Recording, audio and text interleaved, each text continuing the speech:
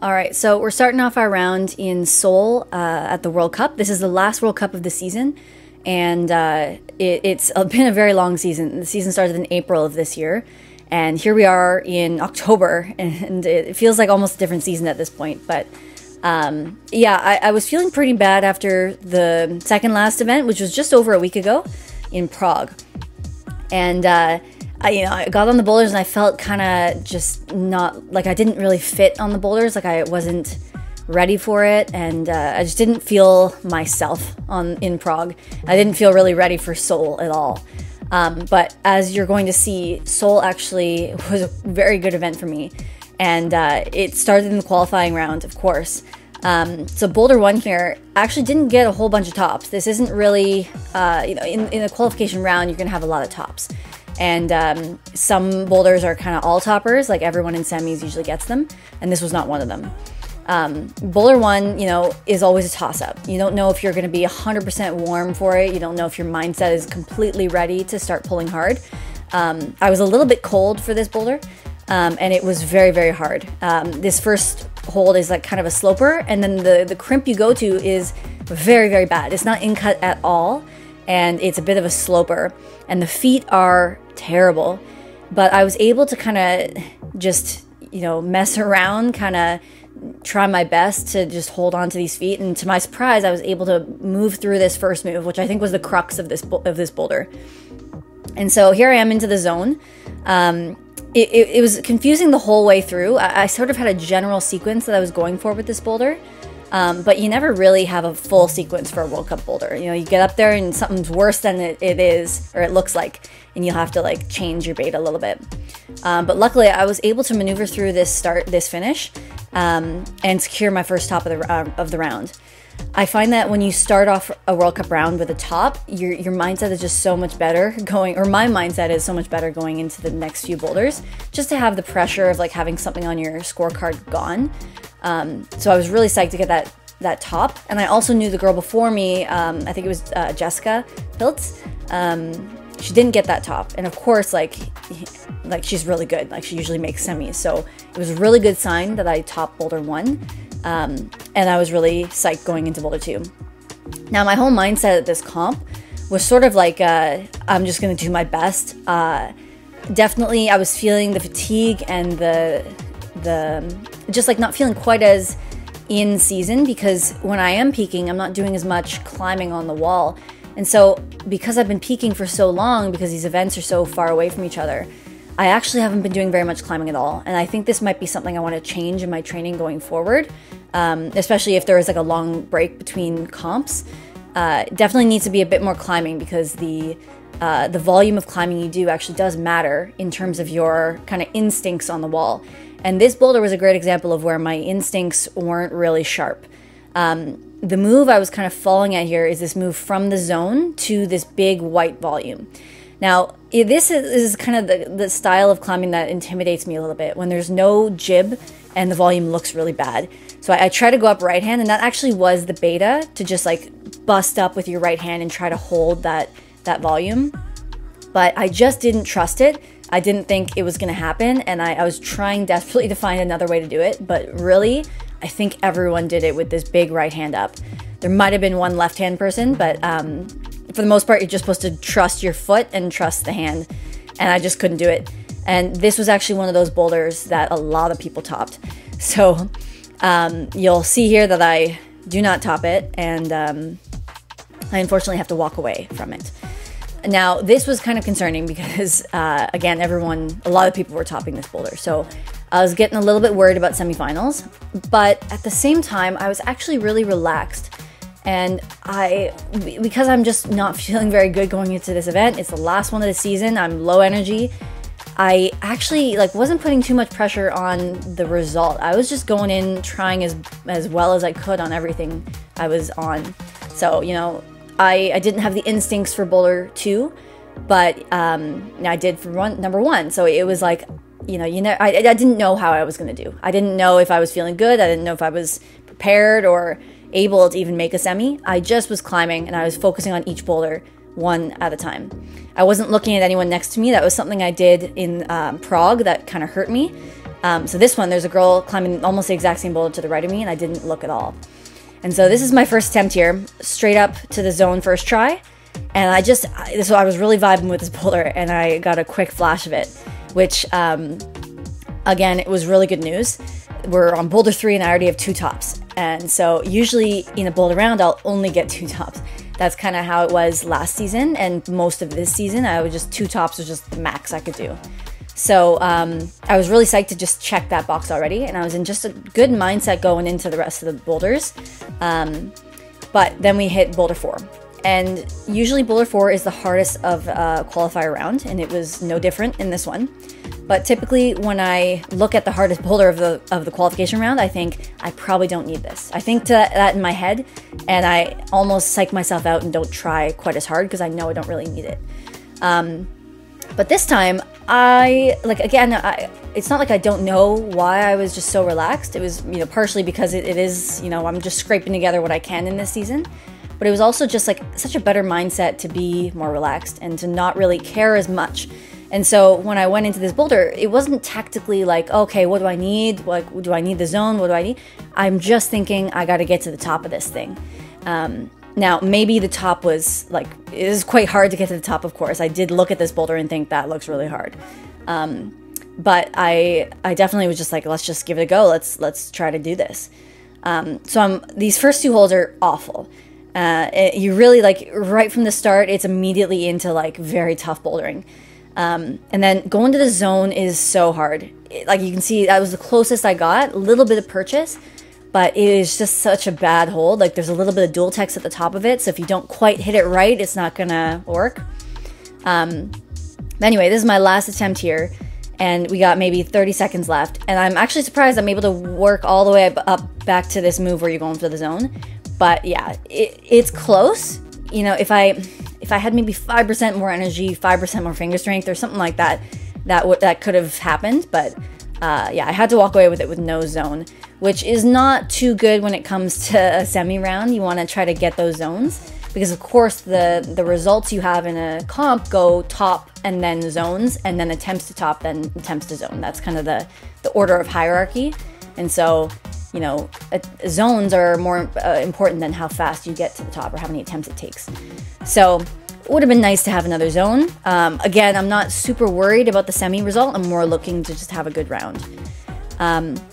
So let's talk about this slab. Slabs have been kind of touch and go for me this season. I wouldn't say I'm really like an epic slab climber anymore. I'm good at it for sure, but I'm definitely not like auto. It's not like an auto top for me when it comes to slab, which it has been in the past. I think slabs have just been getting a little bit harder, to be honest, in the Ifsc.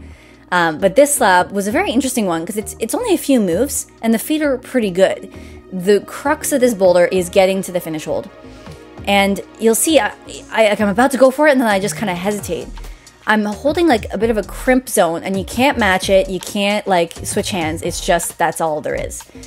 So I was really struggling to generate up to the finish hold. And you'll see I'm gonna try to get up there a couple more times. I'm gonna slip a couple times. But every time I get to this zone, I just find it so hard to move up. And I think it's because my feet are in kind of a weird position where my knees kind of go straight into the wall if I try to stand up on them.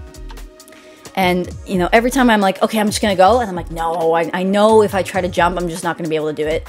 Like, my legs just cannot stand up from that position. It's so strange. And I know Zach was watching from the audience, and he was like, yeah, why are you not doing this? So at this point, we're running down the clock we're running it down a lot. And again, 2 tops is usually not enough for semis. So at this point, I'm like, yeah, it's really not happening. But I look at the clock and I got 25 seconds left. So I give it one more shot. And, when you give it another shot, you really got to still pay attention. And so I get to the zone. I'm really psyched. I'm like, okay, maybe we can do it. And I decide to leave my foot down. And I actually am able to my surprise, grab the finish hold. I had literally 1 second left on the clock.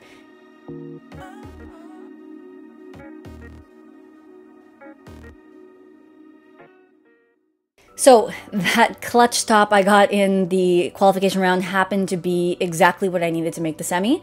And I was just completely elated to be in the semifinal round. I didn't care at all that I qualified in the last possible position. It was actually a great way to start the semi round. So I was 20th place and there's only 20 people in the semi. So I could only go either stay where I was or go up in my ranking. So yeah, I was in the best possible position. I was also just so happy to have made the final semi of the year. This season's been kind of up and down for me. I made a semi, then I made another semi, and then I didn't make that semi. So I've made about, this comp actually makes the majority of the semis that I've made this year. So there were 5 comps and this is my 3rd semi. So I was really psyched to just finish it off on a good note and have more than half of the semis under my belt from this season. So I was just going in super happy. I didn't really care how I did. Of course, I'm gonna still try my best, and there's obviously this underlying thought maybe I could make the final. Of course, nothing's off the table, but you know, I am not feeling very good. So I think making this the final on the comp where I maybe was just a little bit tired for is probably not the one that's gonna happen. But nonetheless, I was looking to just, you know, get some zones, get some tops, and just have fun with it. So this first boulder was so hard. I got to this point here, and the move here, I think you're supposed to kind of grab this big black scoop that I end up putting my left foot on. You're supposed to grab it in order to get a little more to the left. Like you can see I'm a bit too far to the right in order to go up to the zone. And the zone is just like a little, like tiny, no shadow, like nothing hold on the bottom of a volume. So you're basically like pinching the volume with a little bit for your thumb to catch onto. So I was unable to figure out how to get to the zone. But sometimes, you know, you can get no zones and then flash a boulder and make, you know, top 10 or something. So not zoning a single boulder, the first boulder, is not a big deal in the semifinal round. So moving into boulder 2, we've got this really, really interesting, I guess, like hop over move. It's like a lateral dyno to an undercling. The undercling I'm going to is pretty good. It's slopey, but it's in-cut. But it's not in-cut enough where you can just launch for it and hold it. The feet matter. And unfortunately, the first foot, this kind of black volume that you're stabbing onto, is almost completely vertical. Like, it is so easy to foot slip on this thing. So I'm kind of swinging it. I'm trying to be careful to like smear really hard down. But what I'm also doing is I'm bumping my foot. So you can see I hit my right foot and I bump it to the other one. And I am realizing that this is not really the best beta. The foot I'm bumping to is a really good one. Like it's a bit more horizontal, so it's actually something you can step on. But I think most people who are sticking this were keeping that right foot on the bad vertical hold, or the vertical volume, and just riding it and just holding, getting 2 hands on the zone. And I guess this is like my instinct to just try to hop the foot to a better foot, but I never tried to not do that. And so that was my mistake. I took a lot of attempts on this boulder, but I never took, you know, I never changed my beta. Sometimes with boulders like that, you think you just have to keep throwing yourself at it. But this one, I think I should have tried maybe a little bit of a different tactic. But nonetheless, we're walking into boulder 3 with no zones so far. So I'm not like freaking out, because again, I'm just so happy to be in this semifinal. But we're moving into boulder 3, and the girl before me, Mori, flashed it. I know she flashed it because she came back with like 3.5 minutes left in her clock. So I'm going into this boulder knowing it's maybe be a little bit on the easier side, or at least Mori did it, which, you know, could mean anything. You know, she is also very good. Either way, I'm feeling pretty confident about it. Like I'm seeing some, like, not jugs, but bigger holds with like a little, there's a little, like a little crimp inside this zone hold I'm holding. So that makes it a little bit better. And I'm also very good at underclings, I'm finding. So this, although most people in the semifinal ended up doing this boulder, I think almost everyone flashed it. I'm actually quite proud of this attempt here, because I'm trying really hard. I come into this left hand, I'm almost losing my crimp, and then I just smash up to the final, and it's such a cool moment. Even though almost everyone did it, it's still so cool to be at the top of a boulder in a semifinal round. I definitely was enjoying every second of climbing that boulder. And it's really cool to walk back early and get a little bit of extra rest for the final boulder. So here's the last boulder. It's a slab. I knew it was going to be a slab because you can see the map of the boulders in the isolation, so you know where you're going. I knew I had to sprint over to the slab in order to get my full 5 minutes on it. So right away I'm looking at it, I'm like, okay, the feet are pretty big. I'm not going to feel like uneasy on these feet. It's a completely dual tech start hold, which is fine. That's just the way of the world these days. But I'm also thinking this feels very familiar. Like it kind of almost looks and feels like the slab from qualifiers. And this is where our slab was. Now in qualifiers, you kind of had to do a bit of a kind of a lean over to the zone. And you'll see the zone, you can't quite see it, but there's like a little tiny crimp on the zone like volume. And that's the, I guess the whole thing is the zone, but the crimp is like the only thing you can really hold on that hold on the volume. So I get to this left hand point, and I think maybe the beta was to just lean with your left hand and go and grab that zone crimp. But I decided to grab a little tiny crimp on this big red volume, and I got a screw hole in my right hand.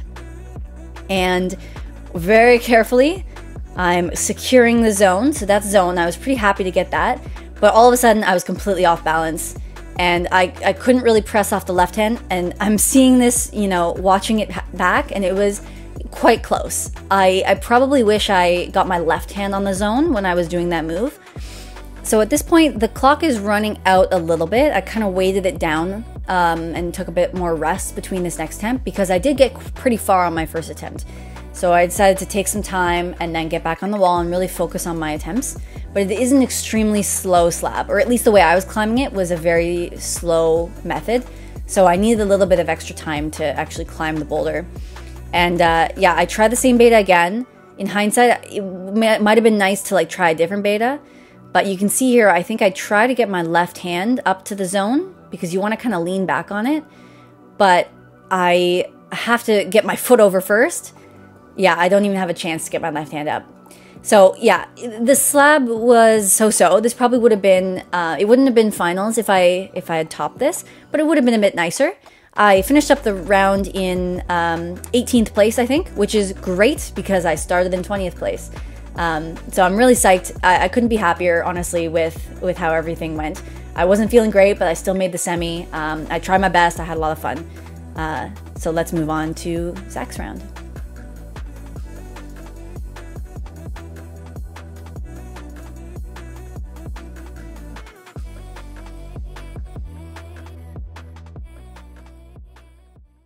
All right, so we're jumping right into my round, and we are going to start off with a slab that proves to be an extremely difficult way to start this round of boulders.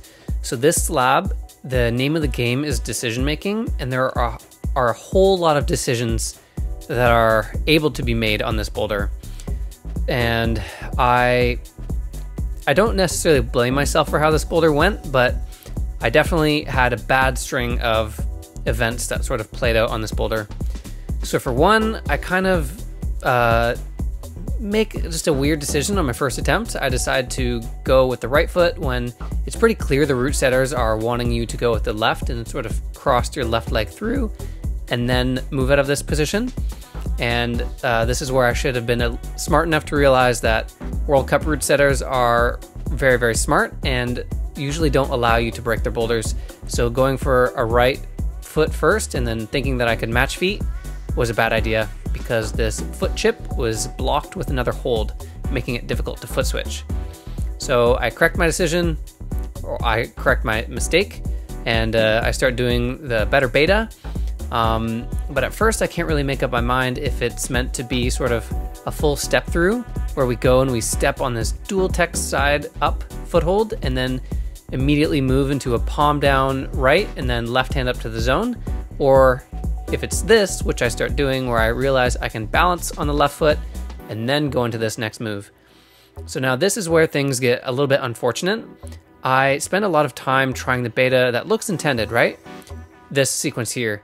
But it's just so easy for the right foot to slip off this dual text. It felt like it just was never gonna stay. So I think I end up feeling out what proves to be the more successful beta for other climbers on this attempt, where you can actually just reach the zone with your right hand if you put your right foot out here. So unfortunately, I am just not tall enough to reach the zone, and I kind of hesitated instead of trying to make a bit of a dynamic move up for it. So honestly, I don't often criticize World Cup boulders, but that boulder was not my favorite in terms of a well-set boulder, simply for the idea of it just being able to be broken by reaching your way to the zone, and that was quite unfortunate because the ending was pretty doable. So I basically make every wrong decision possible on that boulder, and that's not a really good way for me to start my round. But I'm actually feeling pretty decent physically, so I think that maybe there's room to make a comeback. Now that being said, I guess I can say right now that this round of boulders proves to be extremely difficult, like one of the hardest World Cup rounds of the year, probably the hardest qualifying round for the men. This boulder that we're getting on right now is going to be probably the second hardest boulder of the round, which is saying something because it only got like 3 tops, maybe 2 tops. And for that boulder to be only the second hardest of the round is pretty crazy. So I didn't feel a million miles off from that double clutch move, but I couldn't quite stick it. So we're gonna immediately move into boulder 3. I still don't have a score on my card right now, which feels really, really bad. This is what I was talking about in the last event that I was hoping to avoid, was to just not be making progress on boulders. And boulder 3 continues to be demoralizing. So this first move, I did not feel close to whatsoever. The sloper thing I'm trying to press under is so bad, and the zone hold is less than terrible. Like, it is barely usable, so no combination of this jump felt good. Like going one hand to each, 2 hands to the low one. I actually just felt really not close to this move whatsoever. Probably the move that I felt furthest away from doing out of anything in the round, which is quite interesting because this was one of the more doable boulders. Actually, no, it really wasn't actually.